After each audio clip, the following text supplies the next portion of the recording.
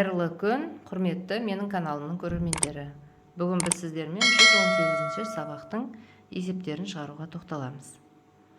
Бұл сабақта да разрядтан 2 рет аттап өту арқылы жазбаша көбейту мен бөлуді орындаймыз. Бірінші тапсырма: дұрыс есептесең, Қазақстанның белгілі композиторларының аттарын білетін боласың. Мінекей. Ал кеттік. Мінекей сызба берілген, осын орындаймыз. 4-ті 19-ға көбейту керек.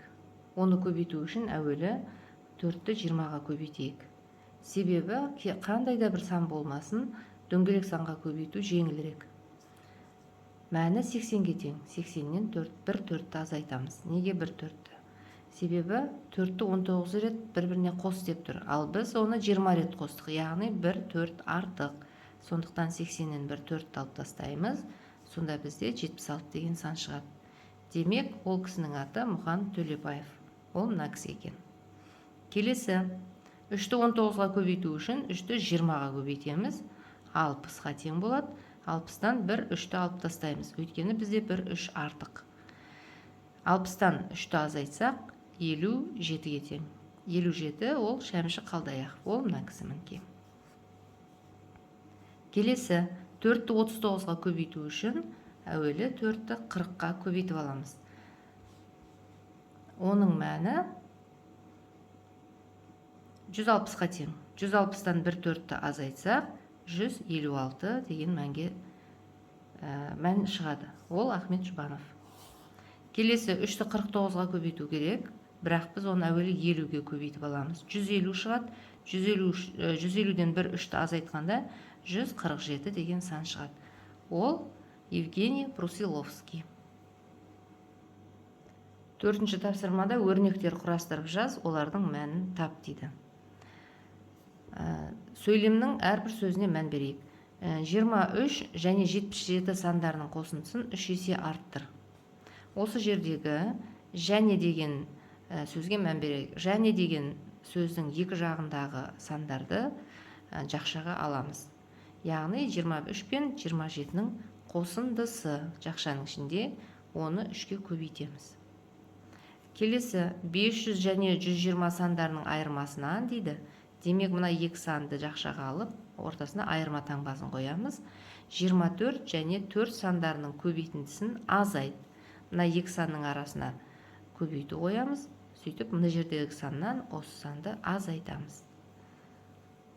35 және 3 сандарының көбейтіндісіне 410-ды қос. Мына санды, екі санды жақшаға алып көбейтіндісін жазамыз және оған қосамыз. Келесі, 996 және 3 сандарының бөліндісінен 150-ді азайт. Мінекей, мына жердегі екі санды жақшаға алсақ болады. Алмасақ та көбейту бірінші орындалады. Бөлу мен көбейту бірінші орындалады. Одан 150-ді азайтамыз. Келесі, 126 мен 2 сандарының көбейтіндісінен 65-ті азайту керек. Мына екі санның ортасына көбейту қойылады, және одан 65-ті азайту керек. Біздің құрастырған өрнектеріміз осындай болып шықты. Енді олардағы амалдардың орындалу ретін анықтаймыздағыны өрнектің мәнін таба береміз. 5-ші есеп А бөлігі. Балаларға арналған музыкалық туындылар жинағында 70 шығарма бар. Оның 5-тен 1 бөлігі қазақстандық авторлардікі, ал қалғаны әлемдік классика шығармалары. Жинаққа қанша әлемдік классика шығармалары енгізілген? Есептің шартында барлығы белгілі, және қазақстандық авторлардың 5-тен 1, осының 5-тен 1 бөлігі екені белгілі. Қалған табуымыз керек. Қалған табу үшін біз мына белгіліден 5-тен 1 бөлікті азайтуымыз керек. Бірақ 5-тен 1 бөліктің қанша екенін біз білмейміз. Сондықтан әуелі 70-тің 5-тен 1 бөлігін табып аламыз. Ол үшін 70-ті 5-ке бөлеміз, 1-ге көбейтеміз. Немесе 70-ті 5-ке бөліп қоя салсақ та болады. Осыны енді баған түрінде мына жерге есептеп көрейік.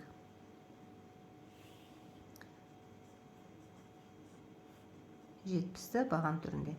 7-нің ішінен 1 рет іздейміз, 0-дің ішінен 1 рет іздейміз. Ал кеттік. 7-нің ішінде 5 1 рет бар.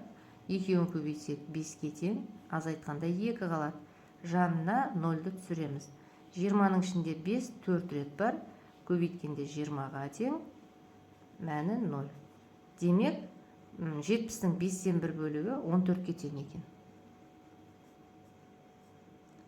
Тауып алдық. Енді қалғанын табамыз. Қалғанын табу үшін осы 70-тен 14-ті азайтамыз. Барлығынан тауып алған 14-імізді азайтамыз. Сонда бізде 56 шығады. Демек, әлемдік классика 56 шығарма екен. Ә бөлігінде әрқайсы 168 теңгеден 4 нота дәптері және бірдей 2 қорап қарындаш сатып алынды. Олардың барлығына 1000 теңге төленді. Бір қорап қарындаш қанша теңге тұрады? Есептің шарты бойынша барлық жұмсалған ақшадан нота дәптерге кеткен ақшаны алып тастауымыз керек. Сонда бізде 2 қорапқа жұмсалатын ақша шығады. Азайтамыз, мына екеуін көбейтеміз. 4 көбейту 168. Екеуін көбейтсек 672. 72 шығады. 1000-нан азайтсақ 328 теңге қалады. Осы 328 теңгеге 2 қорап қарындаш сатып алған. Бізден сұраптыр, бір қорап қарындаштың бағасы қанша? Демек 328-ді 2-ге бөлеміз. Ал баған түрінде бөлейік. 3 таңбалы сан шығады. 3-тің ішінде 2 бір рет бар. 2-ні түсіреміз. 6 рет бар, 12. 8-ді түсіреміз. 8-дің ішінде 2 4 рет бар. Демек, бір қорап қарындаштың бағасы 164 теңге екен. 6-шы есеп. Сен дүкенге келдің. Қандай заттарды және оларды қандай мөлшерде сатып ала аласың? Сұлба бойынша есеп құрастыр. Сұлба бойынша бұлай есеп құрастыруға болады. Әсеттің 1000 теңгесі бар. Ол 40 теңгеден 10 дана дәптер, 20 теңгеден 5 дана қарындаш сатып алды. Әсеттің неше теңгесі қалды? Енді осы есепті шығарайық. 1000 теңгеден мынау жұмсаған ақшаның бәрін алып тастауымыз керек. Азайтамыз, 40 пен 10-ды көбейтеміз. Және 20 мен 5-тің көбейтіндісін қосып, 1000-нан азайтуымыз керек. Жақшаның ішінен мына жерде 400, мына 500, 100, бәрін қосқанда 500 теңге шығады. 1000-нан 500 азайтсақ, әсеттің 500 теңгесі қалды. Мынау екінші сұлба бойынша да осыған ұқсас есептер құрастырып шығаруға болады. Менің видеомды соңына дейін көрген болсаңыз, комментарий жазып, лайк басып кетіңіз, қоңыраушаны басып қойыңыз және қазақша контентті осылай қолдап қойыңыз.